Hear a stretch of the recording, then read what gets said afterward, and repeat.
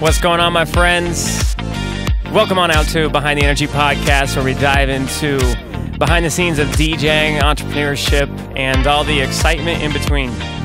We got some friends, some cool people joining us, and a lot of fun stories. So without further ado, let's jump into Behind the Energy Podcast. Thank you, Nick Nord. Party people, ladies and gentlemen, listeners, viewers from my parents' house and my friends, hopefully beyond that. Welcome on out to Behind the Energy Podcast, Episode 8, Season 2, with the one and only Cooper Brown. Hey, what's up, Parker? What's up, bro? Hey. I had to do the little intro to, I guess, kick the show off, man. This is going to be fun because, like I said, we have been due for time catching up. I agree. 6 months ago. I agree. Been so dang busy. We have both been very busy. We've both been busy. We've been making moves, man. I'm proud of you. Huh. Thank you, man. Shoot. Before we get into some of the excitement that's happening now, I want to provide some context to the listeners as to who you are, all the awesome things that you have been doing and are currently doing. So if you may take a few minutes and introduce us to the Cooper Brown story of getting into the entertainment world. Okay. I remember reading a blog post of the inspiration from your website a couple years ago. But if you could tell the listeners a little bit about how the entertainment world and DJing kind of accelerated. Cool. I like it. Thanks, Parker. So I grew up in California, in Ventura County to be exact. So that's near LA area in Southern California. And I was that kid in elementary school who loved Fridays because Friday is when we recited poems in our class. And everyone would get up there and they just recite the poem, just word for word, and then they go sit down. But I would get up and I'd do a little show, a little skit. I'd bring some props and I'd go out into the audience and do some fun things with the kids. Even though we were all doing the same poem, I just loved, honestly, I just loved entertaining. I loved the spotlight. I loved the challenge of making it really fun. And so that was my first kind of intro into the entertainment world, was doing poems in 4th grade, actually, to be exact. And I kind of transitioned when I was in high school. I started going to lots of school dances, lots of church dances, and I still loved kind of being the person at events who was helping everyone just have a blast. And so at all those school dances, I was that guy. I was the DJ's best friend because I was on the dance floor getting everyone hyped, making sure everyone who was sitting on the ground or sitting on chairs was getting up. And when Sandstorm came on, man, I got all 400 kids on the ground. And then when that beat hit, we were raging, right? And so that was just what I loved doing. And after every single dance, I'd lose my voice because I was just singing so loud, getting so into it. That person. Bro. I was that person, man. I all was that the person. DJs that are listening and watching, you know exactly who that person is, and you're so grateful for them. Yep. So, okay. And so when I was 16, my friend and I threw a party. We played music. People loved it. They started calling us DJs. And I was like, okay, let's do it. So we started a DJ company. My uncle let us borrow a bunch of sound equipment. It was literally $6,000 worth of sound equipment. He's like, yeah, Cooper, you can just borrow this indefinitely. Good luck. And that was huge for us because we right when we got in, we had these amazing, amps and these huge speakers and microphones, and it was really impressive. And when I first started DJing, I think something that's unique about me, Parker, is I hear a lot of DJs say, hey, we got into DJing because we loved music. The music spoke to us. We loved music. Me, I loved Nickelback and I loved Creed, and I knew no other music. I would not have guessed that. Yeah, right? So my story is very, very different. I literally did not know music. So my partner, my friend who started the business with me, he was the music guru. I was the business guru. Still in California at the time. Yeah. Okay. This is 16, 17, 18. So for the first 2 years, he basically told me what song to play next whenever I was mixing. And you two were there as a duo? Duo, every time. Yeah, every time. And did you have a controller? Yeah, we had a little controller, Hercules controller. Okay. And so Tim, my DJ friend, my partner, he would tell me what songs to play. I knew nothing about music, but I loved it. I loved entertaining. I bought the business out from him 3 years later. Really? He got into some deep trouble, you could say, in his life, and so it just made sense for me to buy the business from him. And then I really had to learn music, and so that was when I was 18, and fast forward to 2021, which we're in now as we record this. And I quit my job 2 years ago to pursue DJing full time, right before the pandemic. Bad timing, which ended up being good timing. And I primarily focus on weddings. I love corporate events as well. And this is how I support my family, doing what I love. Cooper, that was so well put and executed. Thanks. You did jump so much between 18 years old to I jumped specifically. I don't want to talk too much. 2021. No, that's why I want you on here. I want to share not only your story, but some of the wisdom and learning experiences that have come across. I had mentioned in last episode with Eric and a few other episodes how the DJ community, just even here in Utah, has been so eye-opening and supportive to my place in the entertainment world and as a DJ, and has helped me grow in my own DJing and grow the company. And Cooper, like you have been without a doubt in my mind like the number one person who has encouraged and inspired this growth. Thank you. That means a lot, Parker. It really does. I'm not joking. I wasn't planning on going here, but I want to, just because it just feels, I guess, natural and right. Yeah. Do you remember the time when we went and got lunch at that like Thai kind of restaurant? Wow. You were still working at Lucid? That was a while ago. Yeah, I do. I think that had to have been... Oh, yeah. No, I totally remember that. 2017, maybe. Yeah. 2017. Yeah, 2018, 2017. 2017, 2018. So there, you had briefly, maybe we texted prior to going out to lunch. You said, hey, Parker, I have this referral. I personally can't DJ it, but I think you could do an excellent job. And I want to challenge you to quote at a higher rate because I know your value is there. Okay? You had told me this prior to meeting up. Meanwhile, we're eating dinner, and then the point of contact for this event calls you and says, hey, Parker, hold on 1 second. You're sitting right across from me. You remember this? I remember. I will never forget this. I remember this, yeah. And Cooper proceeded to hype me up like none other. And he's like, yeah, I will speak with Parker, and he'll be reaching out to you shortly. And as we walked out of the restaurant, you said, Parker, set the bar up here because you're worth it. And at the time, that was the craziest thing ever. Like, dude, I don't know if I can do it. Well, we talked. I talked on the phone with this point of contact for nearly 2 hours after our lunch. Really? Wow. And it was great conversation. I could tell, this is going to be a very detail-oriented event. And it was very challenging in that it brought me out of my comfort zone. Not only booking the event at that rate that you would challenge me to do, but to execute it. There was a grand entrance. There was 2 locations of sound, and it was just very meticulous in executing some specific things. Right. To top it off, a year later, the mother of the bride shoots me a text and says, "Thank you for making my daughter's wedding so amazing. Today is their anniversary." Then she sent me a Venmo tip as well. A year later. Dude. That's I didn't know this part of the story. That's incredible. I share that with you because, dude, like that conversation was a big pivotal moment. And I'm so proud to say like things have come a long way even since then. Dude. Yeah, man. That's awesome. And I kid you not, man, like embracing the DJ community in Utah and learning from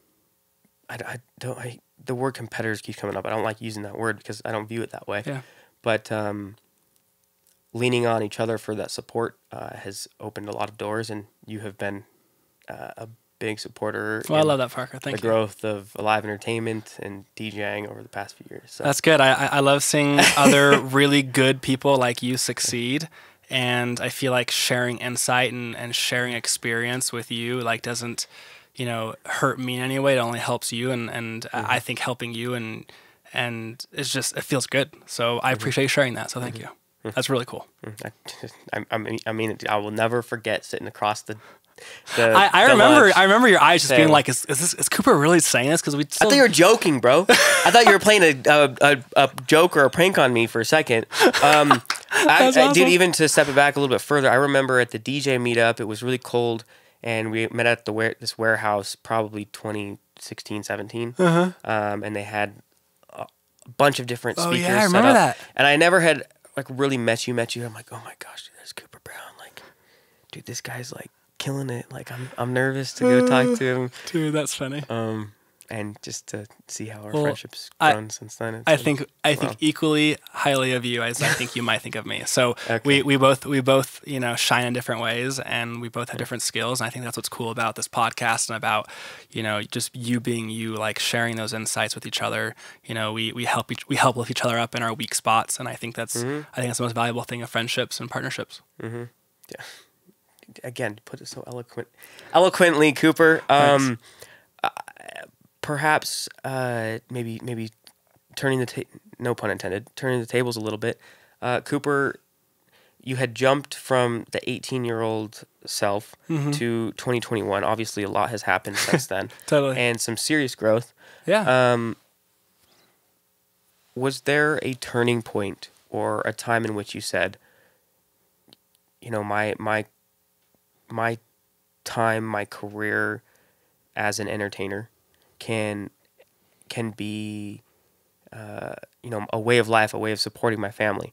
Yeah. Was there something or a lesson learned that made you realize that this is something that I can continue and grow with and make incredibly successful? Yeah, that's a great question. So when I went to college, I studied business strategy, and I never, ever anticipated taking my DJ business full time.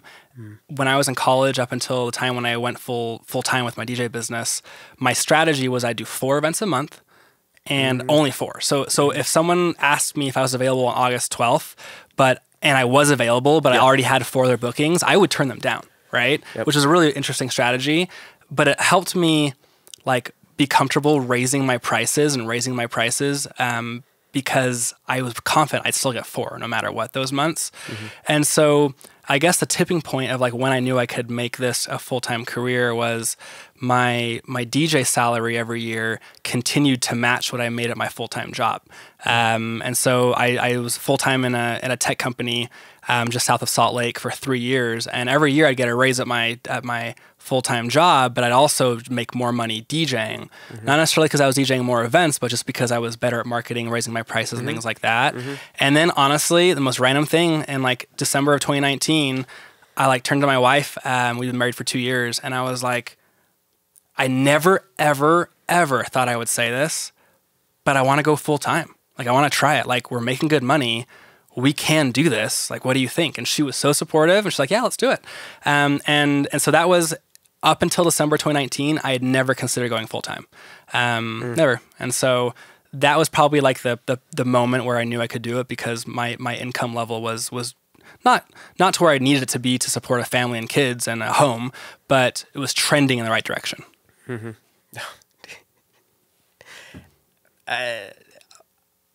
I'm smiling because from sitting on the sidelines, like as your friend, and seeing just even on social media, like the success that you're having and how much you have grown even just in our time being friends, it blows me away, but I also feel like there's still so much more to come. Yeah. Thanks. I agree. Is there anything you're cooking up for 2022? Yeah. At this point now, Cooper, there is the photo booth, the live stream, of course, DJing, professional emceeing, the lighting as well, monograms. What am I missing? Yeah. So that's a good question. So I'm a big sushi lover. So I'm going to, just kidding. And I'm not doing anything with sushi. Okay. So the big things that are coming next year, number one with my production company, which is called Charisma Event Productions. Yes. I just hired my first full-time employee a month and a half ago. Her name's Bree. Super excited to bring her on. Literally the scariest thing, because she's on salary. Like, she's making a good amount of money. And she's primarily in charge. She's the COO of our production company. And so that has been huge. It's been scary. But what's crazy is just in the past month and a half, 2 months, like she has helped grow our business so much. Right. She has helped open so many doors. You know, I'm eating dinner with my wife and she texts me and said, you know, she'll send me a text message saying, hey, you'll never believe who responded to me. You know, so-and-so, the manager of this, you know, place, like wants to meet with us. And so she's like gotten us in the doors. And so I say that because a big goal of 2022 for me is I want to learn how to scale both my businesses to the point where Cooper is working on the strategic things. And if he doesn't want to work on the strategic things, Cooper gets to spend time with his family, gets to go on trips. And so I just hired a really good business coach, and he's helping me scale both businesses. And what I mean by scale is, yes, make more money, and do more gigs. But more than anything, how can I find people to work for me? How can I create processes and systems? How can I, you know, create levers that grow my business that don't require Cooper to be doing everything? Yes. So that's the biggest thing, Parker, for next year, is if I execute it successfully, which I'm feeling very confident I can. By this time next year, I'll be working half as many hours, and hopefully the business will be doing even better. So that's probably the biggest goal that I have next year is I'm drained, dude. I worked so hard this year. It was not good for my marriage, not good for my little baby, who's 16 months now. And, you know, I'm glad people can see that I'm being quote unquote successful from what they see on social media. But I don't want to do another year like this again because it was too much. I worked way too much. And so that's the big thing I'm cooking up for next year, Parker, is learning how to really manage people to achieve the goals that I have for my businesses and help them love what they're doing and achieve that same vision I have too. Lean in onto their strengths and help them understand whether that be one above or charisma in a way that they are genuinely excited to put forth their strengths and contribute. 100% agree. Yeah. And to go more in detail on my plans for DJing, the goal is to hit the high-end market. I'm trying real hard. I'm quoting more than I ever quoted. My marketing is, you know, better than ever before. My sales calls are really honed in. And the goal is that people, when I quote a big number that's higher than most other people by significantly, that they're not shocked because I've built that value and it makes sense. So that's the main goal for DJing. And then production is I've only been in business for a year and a half. Which is insane. Yeah, thank you. And there's a competitor or two in the area who've been in business for 10 years, and I'm already charging 3 times more than them, which you can laugh, like they're not charging much. So it's not like I'm really good. It's like how are you charging this little? But still, man. So I'm learning how to just separate myself from even being called a competitor to them. And so that's something that I'm working really hard on. So that's in detail what I'm working on next year. Wow, I want to. You said Bree and Bree and also a more consulting kind of coach. Yes, a coach. Yeah, dude, business coaches are. I've learned a lot about that recently. Great stuff. I would love to have a conversation, or even be a fly on the wall during a consultation y'all have or conversation you have. Wow, Cooper. Jumping back to more of the strategic kind of creative work that you had mentioned earlier. Is that where you find most excitement as an entrepreneur and as a business owner? That's a great question. Most excitement. I would say not necessarily the most excitement, but it helps me accomplish. It's the best lever that helps me accomplish my long-term goals. So if I'm asking what gets me most excited, it's the same thing as you probably. When I'm at a wedding, at a corporate event, and like I've got everyone in the palm of my hands because they are literally just like vibing with the music I'm playing, and just one song after the other is just hitting the sweet spot. That's what makes me most excited. You come off playing the last song, and you rocked it, and you know that there's nothing you could have done better. That's what gets me excited as a DJ. That's the most exciting thing. But I think the strategic thing is just I know where I'm defining more and more where I want to be in 5 years, 10 years, 20 years. And the strategic side is what's going to help me accomplish that. My man. You're 10 steps ahead. Parker, I'm working hard, man. I know you are. Let me share some insight that I've recently learned that's really pivoted how I think. And it's one of the biggest mistakes I think entrepreneurs like us make.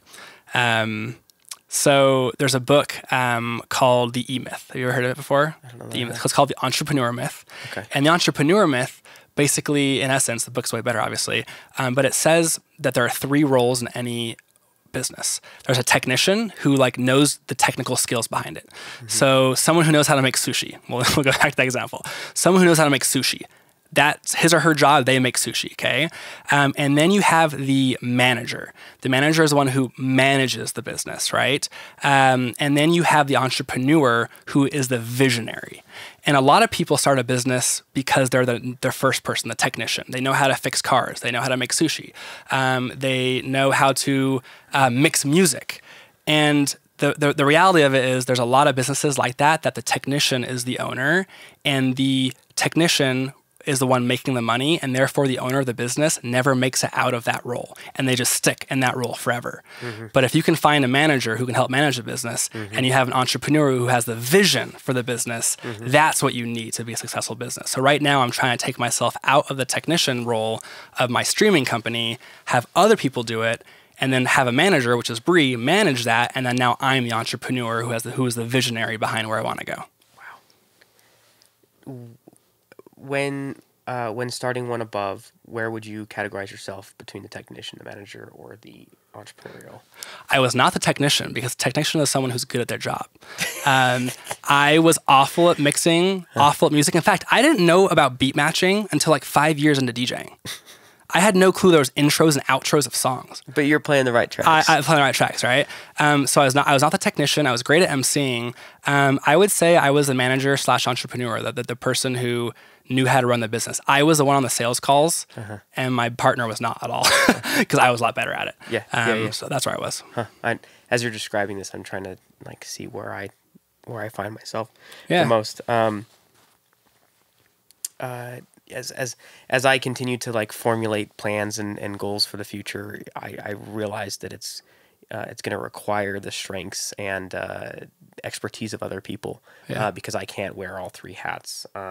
Especially as I plan to scale and grow things, being able to kind of let go and instill trust and faith, if you will, has been a little bit of a challenge as well. I'm sure that you've experienced that. I mean, we've even talked about it when you first, quite a few years ago, were bringing on other DJs to represent your company. Yeah. And then you had pivoted back just to Cooper, and then it's expanded. Yeah, and maybe pivoting back. Maybe pivoting back? Mm-hmm. Really? Yeah. Yeah. Lots of thought goes into that too. Yeah. Dude, we're literally recording a podcast right now, but we need to have a conversation to catch up and talk more about ideas. Okay, so Cooper, back to the podcast. We're recording a podcast.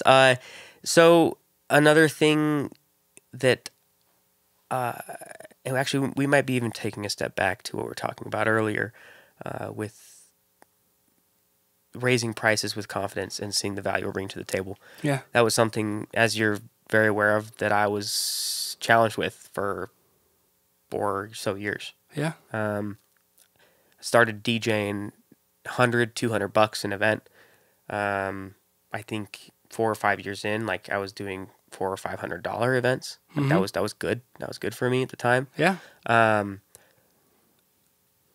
What I had realized was happening is that even though I was growing my skills and refining them and becoming a better performer and providing a better process and service for customers, I wasn't internalizing that and accepting the success that we were having. Cooper, if you were to give a bit of advice to a DJ or maybe even someone just in the entertainment industry, it's kind of in that limbo stage of trying to reach that new market or take that next big step. Yeah. What would you like to share with them? Ooh, that's a juicy question, Parker. So I think the biggest limitation that we place on our success and what we can charge and what we're worth and what our businesses can do and the success we can achieve is our own perception of what other people think is acceptable. Right? Meaning, if I charge 2 times more for DJing, people are going to think that's crazy. They're not going to hire me. And like, they're going to think that. And the managers and the planners, they're not going to like that I do that. And I think that's probably the biggest challenge that I had for a long time, that all of us have, is like we think too much about what other people think. And so by raising our prices, we think people are not going to hire us. We think people are going to think we're crazy or that we're not worth it. What's interesting is I have a mentor here in Utah who would always share with me how much he was booking for weddings, and that could come off like he was boasting, right? It could come off like that, but to me it wasn't at all, because he showed me what he was charging in our market, and it blew my mind. And I was like, wow, if he can do that, then why can't I? And so that's what I've been working towards, is just like raising my prices and being confident in it. And what's crazy is I've quoted some really big numbers recently, including on a call today, like 3 hours ago. And on the call, you know, the client was like, yes, let's do it. And I couldn't believe it. Like I was just throwing a big number out there to see what they'd say, and they said yes. And so I think the advice I would give is like, don't be scared of what other people think, and like have a huge number in mind, and then just like quote it a few times and see what happens. Dude, I'm smiling because seriously, you have been the one that has led to such growth with the live entertainment in my business. I love hearing that. That's specifically awesome. Related to this. Good. I'll share this. Another tip that Cooper, you gave me about 2 or 3 months ago. You said, "Hey Parker, you know you can quote this number with confidence, but in order to do so, let's put some structure around that." So you had told me to block out specific Saturdays in the summer. And say you do not quote anything lower than this number, because you're worth it, and you need to become more confident in communicating that. And have you done it? Yes. Yeah. Yes, dude. I'm happy to hear that. There's been like one or two where it's like right there. Yeah. But, I understand that. But the fact that I remember the fact that you accepted that challenge and you were like so enthusiastic about it, that's the mindset you need to have. That was awesome. Seriously, Cooper, I don't know how to put this into words, dude. It's to be where we're at now, and then the goals and visions that I've got down the road, compared to where I was at even 3, 4, 5 years ago. It's awesome, and it's been in large in part because of your kindness and encouragement. So, that really means a lot. I appreciate that. I really appreciate that, because and then at the end of the day, like the reason why I love hearing that and it means a lot to me is like I can DJ some cool events. I can make good money. I can have my face on a cool picture and have a cool profile picture, and people can think I'm cool, and that's all cool. But like these meaningful impacts are a lot more lasting. So I really appreciate you sharing that, because that really means a lot to me. So thank you. Thank you, Cooper. God, dude. I'm grateful to call you my friend. It's come a long way from when I saw you at that DJ meetup, and I was just so nervous to go and talk to you. And it's true. Last, here we are. DJs listening, people in the entertainment world, take this advice. It's gold, and I wish I had someone holding me to the floor, shaking this in me years and years and years ago. But anyways, that is about it for time. Cooper, can we find you anywhere? Is there anything last thing you want to share? Totally. MySpace.com / Let's get it, bro. Let's get it. Yeah, so my company is called One Above Entertainment, which is my Instagram handle, and then oneabovedj.com is my Instagram. And feel free to message me if you want to chat. I'm happy to chat and help other entrepreneurs, other aspiring DJs to figure out what it is they need to get to the next level. Take it to the next level, one above, baby. Yeah. Boom. There it is. That's it. That's a wrap. Cooper Brown, ladies and gentlemen. Behind the Energy Podcast. Like, subscribe, all that great stuff. We'll catch you next week for episode 9, I believe. Peace out. See ya.